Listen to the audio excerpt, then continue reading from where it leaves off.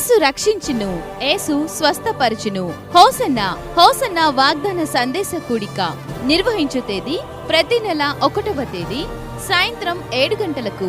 నిర్వహించు స్థలం hosanna Mandir, Nagarajapuram, వాటంబేడు road, Sullurpeta. వాక్యోపదేశకులు pastor George గారు, hosanna Mandir, Sullurpeta.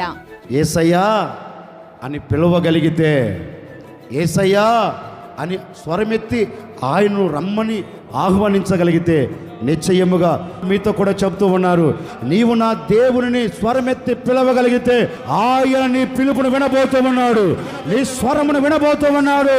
నీ స్వరమును విన్న దేవుడు నిలచి నిన్ను దాటిపోకుండా ఏది కోరుకుంటావో అది నీకు దయచేయబోతూ ఉన్నాడు. ఏది ఆశపడతావు నువ్వు దాన్ని చూడబోతూ ఉన్నావు, దాన్ని పొందుకోబోతూ ఉన్నావు. నీవు ప్రభువును పిలచి నాకు ఇది కావాలి అని కోరుకో. దైవజనులు వాక్య పరిచర్య చేసి ప్రత్యేక ప్రార్థనలు చేదురు. హోసన్నా వాగ్దాన సందేశ కూడిక అందరూ ఆహ్వానితులే.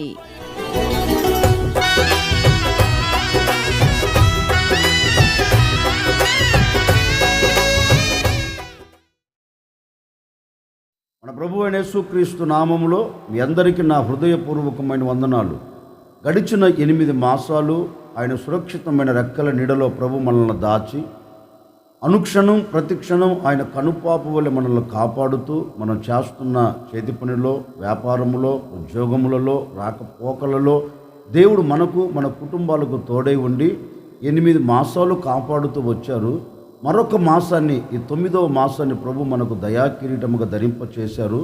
ఈ 9వ మాసములో కూడా గడిచిన 8 మాసాల కంటే నా ప్రభు ఈ 9వ మాసాన్ని మీకు, మీ కుటుంబాలకు ఆశీర్వాదకరంగాను, ఆనందకరంగాను, ఆరోగ్యకరంగాను, సమాధానకరంగాను, సంతోషకరముగా నా దేవుడు మార్చునుగాక.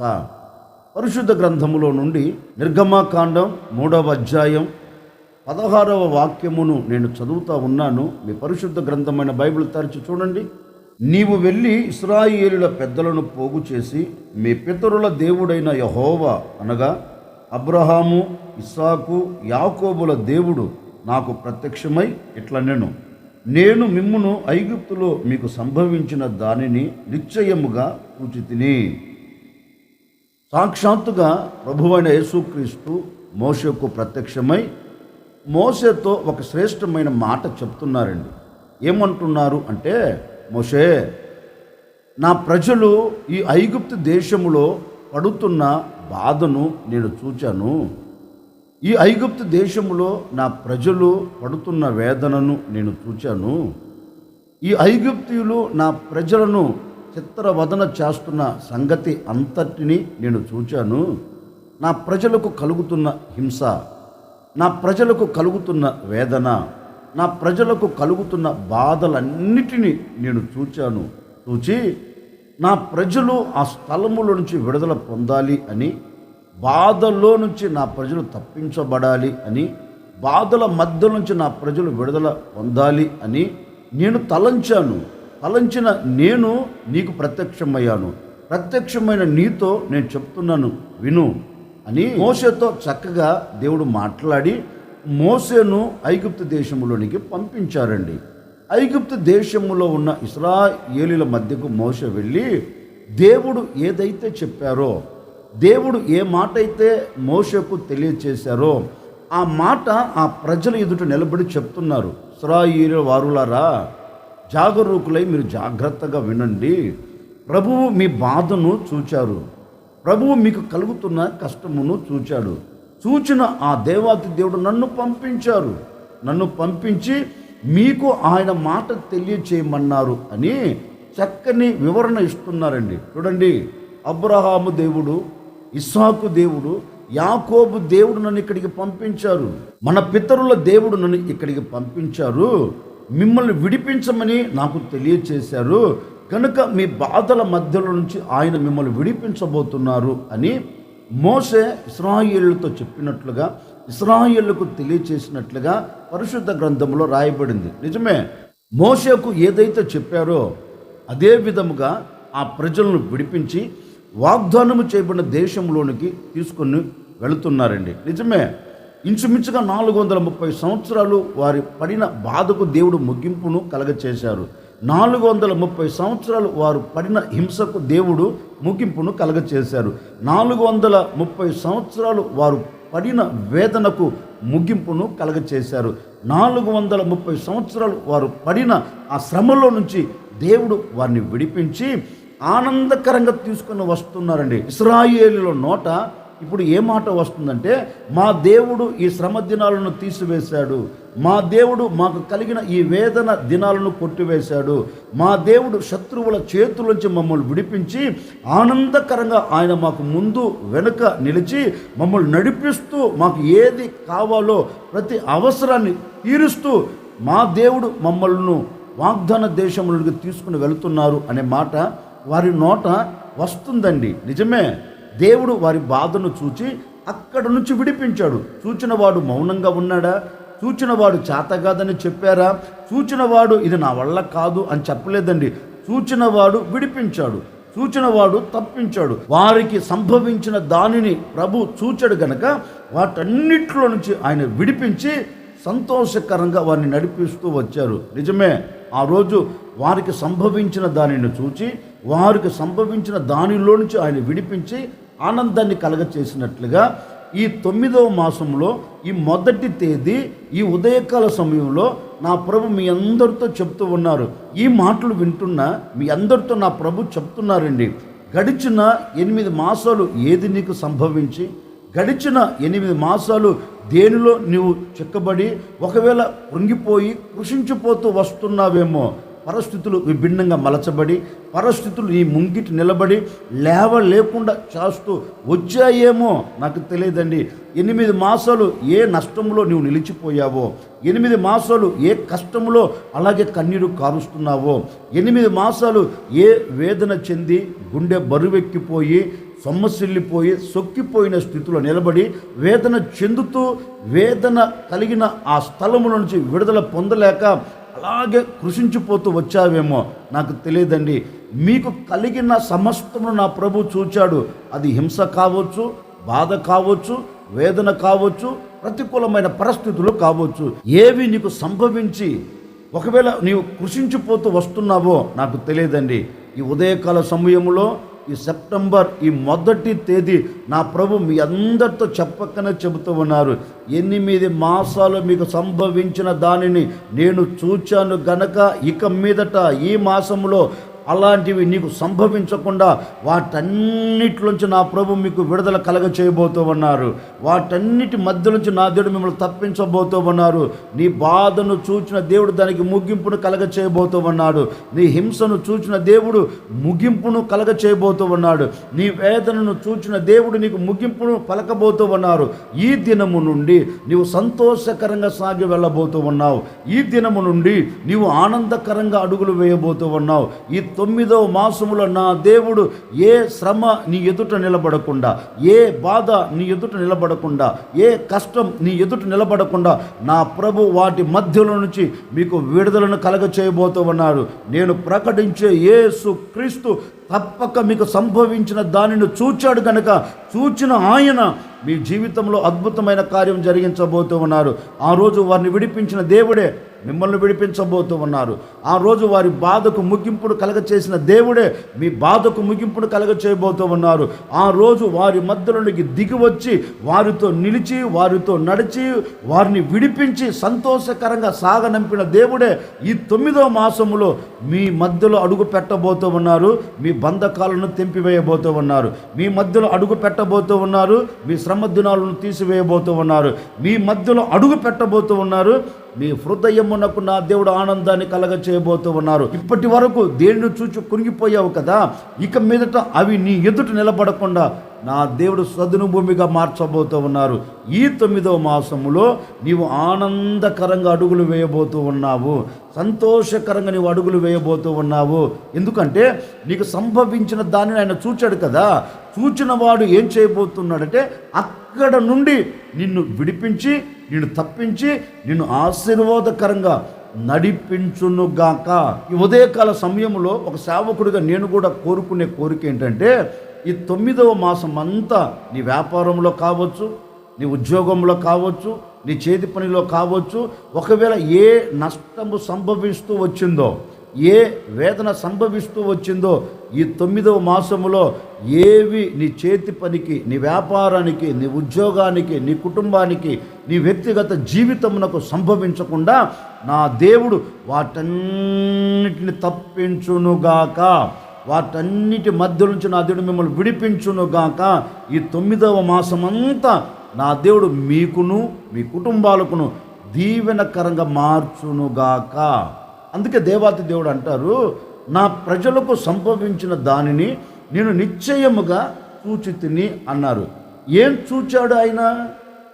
చూచిన దేవుడు ఏం చేస్తారు? పరిశుద్ధ గ్రంథములో నుండి ఒక్క మాట నేను మీకు జ్ఞాపకం చేస్తాను. రాజుల 2వ గ్రంథం 20వ అధ్యాయం 5వ వాక్యమును నేను చదువుతా ఉన్నాను. మీ పరిశుద్ధ గ్రంథమైన బైబిల్ తెరచి చూడండి.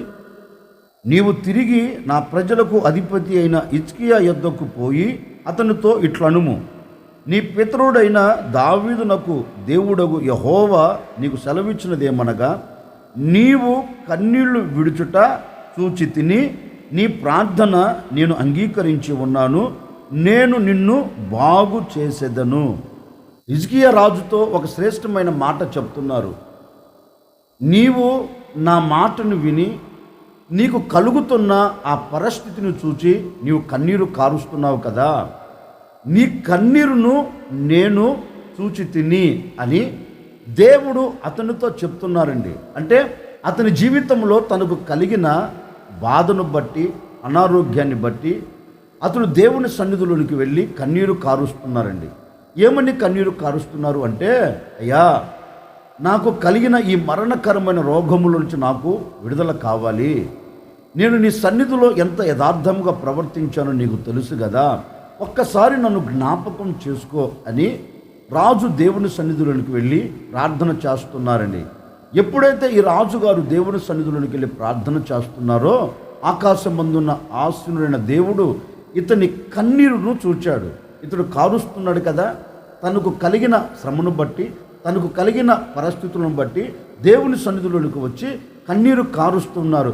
ఒక్కసారి నన్ను జ్ఞాపకం చేసుకో, ఒకసారి నాకు కలుగుతున్న శ్రమను చూడు, ఒక్కసారి నా కన్నీరును చూడు అని దేవుని సన్నిధిలోనికి వచ్చి కన్నీరు కారుస్తుంటాడండి. దేవాతి దేవుడు ఇతని కన్నీరును చూచాడు. కన్నీరును చూచిన దేవుడు అతనికి ప్రత్యక్షమై అతనితో చెప్తున్నారు, చూడు, నీవు కన్నీరు కార్చవలసిన అవసరం లేదు. నీవు దేని నిమిత్తమైతే కన్నీరు కారుస్తున్నావో, దేని నిమిత్తమైతే నీ కంట కన్నీరు కార్చబడుతుందో ఆ కన్నీరును నేను చూచా, ఆ కన్నీళ్లను నేను చూచాను కనుక నీతో చెబుతూ ఉన్నాను, నిశ్చయముగా నీవు కన్నీరు విడుచుట మాను. ఎందుకంటే నీ ప్రార్థన నేను అంగీకరించిన దేవుడు నీ కన్నీళ్లకు నేను ముగింపును కలగ చేయబోతూ ఉన్నాను. దేని కొరకైతే నీవు వచ్చి కన్నీరు కారుస్తున్నావో నేను దాని విషయంలో ఒక అద్భుతమైన కార్యం జరిగించబోతూ ఉన్నాను. దేని నిమిత్తమైతే నువ్వు కన్నీరు కారుస్తున్నావో దాని పట్ల ఒక నవనూతనమైన కార్యం చేయబోతూ ఉన్నాను అని హిజ్కియా రాజు దగ్గరికి వచ్చి అతడు దేని నిమిత్తమైతే ప్రార్థించాడో, దేని నిమిత్తమైతే కన్నీరు కార్చాడో ఆ విషయంలో అతనిని బాగు చేసి అతని కంట కన్నీరు లేకుండా దేవుడు తుడిచివేసి అతని హృదయానికి ఆనందాన్ని కలగచేశాడండి. నిజమే, ఈ రాజు దేని కొరకు దేవుని సన్నిధిలో కన్నీరు కార్చారు అంటే తనకు ఆరోగ్య విషయంలో దేవుని సన్నిధిలోనికి వెళ్ళి కన్నీరు కార్చారు. అయ్యా నువ్వు తప్ప నాకెవరున్నారు, నీవే కదా నా దిక్కు, నీవే కదా నా ఆశ్రయం, కనుక నేను నీ వైపు చూస్తూ ఉన్నాను, నన్ను బాగు చేయి అని కన్నీరు కారుస్తే అతని కన్నీళ్లను ఆపివేసి అతను స్వస్థపరిచి అతనికి ఆరోగ్యం అనుగ్రహించినట్లుగా లేఖనములో చక్కగా గ్రంథస్థం చేయబడిందండి. నిజమే, అతడు కన్నీరును చూచిన దేవుడు అతని కన్నీళ్లను ఆపి పడవేసి ఆనందాన్ని కలగచేశాడు, ఆరోగ్యం ఇచ్చాడు. అతడు దేని నిమిత్తమైతే మొరపెట్టాడో ఆ మొరను విని అతని కన్నీరును తుడిచివేశాడు. ఈ 9వ మాసంలో ఒక సేవకుడిగా నేను కూడా మీతో చెప్పాలి అనుకున్న మాట ఏంటంటే, గడిచిన 8 మాసాలు ఏ విషయంలో మీరు కన్నీరు కారుస్తూ వచ్చారో నాకు తెలియదండి. మారని పిల్లల కొరకు కన్నీరు కార్చారా, మారని భర్త కొరకు కన్నీరు కార్చారా, మారని కుటుంబం కొరకు మీరు కన్నీరు కార్చారా, ఏ విషయంలో మీరు కన్నీరు కార్చారో నాకు తెలియదు. 8 మాసాలు కన్నీరు కారుస్తూనే వస్తున్నారేమో. నా కుమారుడు ఎప్పుడు మారుతాడా, నా భర్త ఎప్పుడు మారుతారా, నా భార్య ఎప్పుడు మారుతారా, ఈ చేతి పని ఎప్పుడు దీవెనకరంగా మార్చబడుతుందా, ఈ వ్యాపారం ఎప్పుడు దీవెనకరంగా మార్చబడుతుందా, నలుగురిలో నాకు ఎప్పుడు ఘనత కలుగుతుందా, నేను ఆశీర్వాదానికి ఎప్పుడు నాంది పలుకుతానా అని 8 మాసాల నుంచి ఒకవేళ దీని నిమిత్తం నీవు మొరపెడుతూ కన్నీరు కారుస్తూ వచ్చావేమో నాకు తెలియదండి. పరిస్థితులు విభిన్నంగా మలచబడి, పరిస్థితులు నీకు ప్రతికూలంగా మార్చబడి, ఒకవేళ నీ కంట కన్నీరు కార్చేటట్లుగా చేస్తూ వచ్చాయేమో నాకు తెలియదు. నా అనుకున్న వారే నీ కంట కన్నీరు వచ్చేటట్లుగా చేస్తున్నారేమో నాకు తెలియదు. నా అనుకున్న వారే నీవు కృంగిపోతూ కన్నీరు కార్చేటట్లుగా మాట్లాడుతున్నారో నాకు తెలియదండి. బహుశా ఈ 8 మాసాలు ఈ అనుభవాలలో నీవు నడిపించబడుతూ వస్తున్నావేమో నాకు తెలియదండి.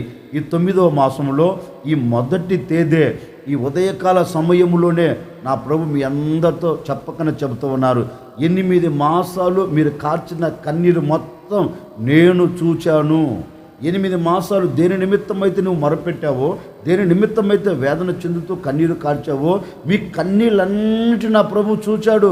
ఈ మాటలు వింటున్న సహోదరి సహోదరుడా, మీరు కలవరపడవలసిన అక్కర్లేదు, మీరు కన్నీరు కార్చవలసిన అక్కర్లేదు. నేను ప్రకటించే యేసుక్రీస్తు మీ కన్నీళ్లను చూచాడు. నేను ప్రకటించే యేసుక్రీస్తు మీ గుండెలో నిలిచిపోయిన వేదనను చూచాడు. వేదన వలన కలుగుతున్న ఆ కన్నీటిని నా ప్రభు చూచాడు. చూచిన దేవుడు మీ అందరితో చెప్పకనే చెబుతూ ఉన్నారు, ధైర్యము వహించుడి, నేను మీ కార్యములన్నింటినీ సఫలం చేయబోతూ ఉన్నాను. మీరు ధైర్యముగా నిలబడండి, మీరు కన్నీరు కార్చవలసిన అక్కర్లేదు. ఈ 9వ మాసములో మీ కన్నీళ్ళన్నిటికీ నేను ముగింపును పలకబోతూ ఉన్నాను. మీ కన్నీళ్ళన్నిటిని నేను తుడిచివేయబోతూ ఉన్నాను. మీ కన్నీళ్లకు ముగింపును కలగచేసి మీ హృదయానికి నేను ఆనందాన్ని కలగచేయబోతూ ఉన్నాను అని ఈ ఉదయకాల సమయంలో నా ప్రభు మీతో చెప్పకనే చెబుతూ ఉన్నాడండి. ధైర్యం తెచ్చుకోండి. దేని వలన మీరు కన్నీరు కారుస్తూ వచ్చారో ఇక మీదట దాని వలన మీరు కన్నీరు కార్చకుండా నా దేవుడు నీ కుటుంబం పట్ల అద్భుతం చేయబోతూ ఉన్నారు. ఈ 9వ మాసంలో నీ కుటుంబం అంతా కట్టబడుట నువ్వు చూడబోతూ ఉన్నావు. ఈ 9వ మాసంలో నీవు ఆశీర్వాదకరంగా నిలబడుట నువ్వు చూడబోతూ ఉన్నావు. నీ పిల్లలు దీవెనకరంగా మలచబడుట నువ్వు చూడబోతూ ఉన్నావు. నీ భర్త మారుట నువ్వు చూడబోతూ ఉన్నావు. ఈ 9వ మాసంలో నీ చేతి పని అభివృద్ధి అవుట నువ్వు చూడబోతూ ఉన్నావు. ఈ 9వ మాసంలో నీ వ్యాపారం విస్తరించబడుట నువ్వు చూడబోతూ ఉన్నావు. ఈ 9వ మాసంలో నీ ఆత్మ సంబంధమైన జీవితం ఆశీర్వదించబడటం నువ్వు చూడబోతూ ఉన్నావు. ఏదైతే చూడాలని నువ్వు కన్నీరు కార్చావో, ఏదైతే నువ్వు అనుభవించాలని కన్నీరు కార్చావో, ఈ 9వ మాసంలో నా ప్రభు అక్షరాలుగా దాన్ని నెరవేర్చబోతూ ఉన్నారు. అక్షరాలుగా చేసి ముగించబోతూ ఉన్నారు. ఎక్కడ కన్నీరు కార్చావో అక్కడ నా ప్రభు నీ కన్నీటిని తుడిచివేయబోతూ ఉన్నాడు. ఎక్కడ అవమానం పొందావో అక్కడ నా దేవుడు నీకు రెట్టింపైన ఘనతను నా దేవుడు నీకు అనుగ్రహించబోతూ ఉన్నారు. ఈరోజు నీ కన్నీళ్లకు ముగింపును కలగచేయబోయే రోజుగా నా ప్రభు మార్చబోతూ ఉన్నారు. ఈ 9వ మాసం మొదటి తేదీ నుండే నిశ్చయముగా నా దేవుడు నీ కంట కన్నీరు నిలిపి పడవేయబోతూ ఉన్నారు. నిశ్చయముగా ఈ 9వ మాసం మొదటి తేదీ నీ కన్నీళ్ళన్నిటికీ నా దేవుడు ముగింపును పలకబోతూ ఉన్నారు. ఇక మీదట నీవు అనుకున్న గమ్యము చేరున్నట్లుగా నా దేవుడు నీతో కూడా అడుగులు వేయబోతూ ఉన్నారు. నీతో కూడా నిలిచి ఉండబోతూ ఉన్నారు. ఈ మాసంలో నీవు ఎక్కడ నిలబడినా అక్కడ సంతోషాన్ని చూడబోతూ ఉన్నావు. ఏ వ్యాపారం ప్రారంభించినా దాంట్లో సంతోషం నువ్వు చూడబోతూ ఉన్నావు. ఏ చేతి పని ప్రారంభించినా ఆ చేతి పనులు నువ్వు సంతోషాన్ని అనుభవించబోతూ ఉన్నావు. అలాంటి అద్భుతమైన కార్యం నా ప్రభువు ఈ మాసములో నీ పట్ల చేయబోతూ ఉన్నాడు. అందుకే ఆయన అంటారు, నీకు సంభవించిన దానిని నేను చూచాను గనక చూచిన నేను ఇప్పుడు ఏం చేయబోతున్నానంటే నీ కన్నీటిని తుడిచివేయబోతూ ఉన్నాను. నీ కన్నీళ్లకు ముగింపును కలగ చేయబోతూ ఉన్నాను. నిశ్చయముగా నువ్వు దేని నిమిత్తమైతే మొరపెట్టావో అది నేను నీకు దయచేయబోతూ ఉన్నాను. అందుకే లేఖనములో కూడా శ్రేష్టమైన మాట రాయబడింది. దేవుని సన్నిధిలోనికి ఆ తల్లి వచ్చి దేవుని సన్నిధిలో తన హృదయాన్ని కుమ్మరిస్తుంది. ఏమని కుమ్మరిస్తుంది? ప్రభువా, నీ దాసురాలునైన నాకు కలిగిన ఈ శ్రమను ఒక్కసారి చూచి ఈ శ్రమల మధ్య నుంచి నన్ను తప్పించయ్యా అని దేవుడి సన్నిధిలోనికి వెళ్ళి మనోదుఖము గలదై కన్నీరు కార్చిందండి. వెంటనే దేవుడు ఆమె కన్నీటిని చూచి ఆమెతో సమాధానం చెప్తున్నాడు. అమ్మా, ఇప్పటి వరకు దేని నిమిత్తం అయితే నువ్వు కన్నీరు కార్చావో ఆ కన్నీటిని నేను ఆపివేయబోతూ ఉన్నాను. ఇప్పటి వరకు ఏది కావాలని కన్నీరు కారుస్తూ వచ్చావో ఆ కన్నీళ్ళకు నేను ముగింపును పలకబోతూ ఉన్నాను. నీవు కన్నీళ్ళతో అడుగు పెట్టావు కదా, ఇక్కడి నుంచి నువ్వు సమాధానం పొందుకొని తిరిగి వెళ్ళు, ఆనందాన్ని పొందుకొని తిరిగి వెళ్ళు అని చెప్తే ఆ యమ్మ కన్నిటిని అక్కడ విడిచిపెట్టి తమ ముఖాన్ని తుడుచుకొని ఆనందకరంగా తిరిగి వెళ్ళిందని, సంతోషకరంగా తన ఇంటికి తాను తిరిగి వెళ్ళిందని లేఖనంలో చక్కగా రాయబడిందండి. నిజమే, ఆమె ఎడల అద్భుతం చేసిన దేవుడు నీ ఎడల ఎందుకు అద్భుతం చేయడు? ఆమె ఎడల నవనూతనమైన కార్యం చేసిన దేవుడు నీ ఎడల ఎందుకు నవనూతనమైన కార్యం చేయడు? ఈరోజు ఈ మొదటి తేదీ ప్రభువుని అడుగు, అయ్యా నా కన్నిటిని చూచావు కదా, నాకు కలుగుతున్న వేదనను చూచావు కదా, నా హృదయములో కలుగుతున్న క్షోభను నువ్వు చూస్తున్నావు కదా, దానిలో నుంచి నాకు విడుదల కావాలి అని ఈ ఉదయకాల సమయంలో నీవు అడగగలిగితే ఈ మొదటి తేదీ నుండే నా దేవుడు నీ నోట ఆనందాన్ని నింపబోతూ ఉన్నాడు. ఈ మొదటి తేదీ నుండే నీ గుండెల్లో ఆనందాన్ని నింపబోతూ ఉన్నాడు. నీవు సంతోషకరంగా బ్రతుకున్నట్లుగా, ఆనందకరంగా సాగి వెళ్ళినట్లుగా ఈ 9వ మాసంలో నా ప్రభు అక్షరాలుగా దాన్ని చేసి ముగించబోతూ ఉన్నారు. నిశ్చయముగా ఈరోజు ప్రభు వైపు చూచి నా కన్నిటిని చూడయా అని ప్రభువుని అడుగు. నిశ్చయముగా నీకు కలుగుతున్న కన్నిటిని ఆయన చూచాడు. అందుకంటాడు, నీకు సంభవించిన దాన్ని నేను చూచా. ఏం సంభవించింది? నీకు కన్నీరు సంభవించింది. ఆ కన్నిటిని ఆయన చూచాడు. 8 మాసాలు చూస్తూ వచ్చాడు. 8 మాసాలు చూచిన దేవుడు ఈ 9వ మాసంలో చెప్తున్నారు, నేను దానికి ముగింపును పలకబోతూ ఉన్నాను, నేను దానిని తుడిచివేయబోతూ ఉన్నాను. ఇక మీదట నీ బ్రతుకు దినములన్నిట నీవు ఆనందము చూచెదవుగాక. ఈ 9వ మాసంలో ఒక సేవకుడిగా నేను కూడా మనస్ఫూర్తిగా ఆశీర్వదిస్తున్నానండి మిమ్మల్ని. 8 మాసాలు చూచిన కన్నీరు ఈ మాసంలో నువ్వు చూడకుండెదవుగాక. ఈ 9వ మాసం అంతా నా దేవుడు నీకు దీవెనకరంగాను సంతోషకరంగాను మార్చునుగాక. నీవు ఎక్కడ నిలబడినా నీ కంట కన్నీరు రాకుండా నీ నోట ఆనందమునున్నట్లుగా, నీ నోట ఆనంద స్తుతి గీతాలు వచ్చినట్లుగా నా దేవుడు నీ గుండెల్లో గూడు కట్టుకొని ఉన్న ప్రతి బాధను తీసివేయబోతూ ఉన్నాడు, ప్రతి వేదనను తీసివేయబోతూ ఉన్నాడు, ప్రతి కన్నిటిని తీసివేయబోతూ ఉన్నాడు. ఆనందం ఇవ్వగలిగిన దేవుడు నీతో కూడా అడుగులు వేయబోతూ ఉన్నారు. కనుక భయపడకుండా ధైర్యముగా నిలబడండి. నిశ్చయముగా నా ప్రభు నీ కుటుంబం పట్ల అద్భుతం చేసి మిమ్మల్ని ఆశీర్వాదకరంగా నిలబెట్టునుగాక.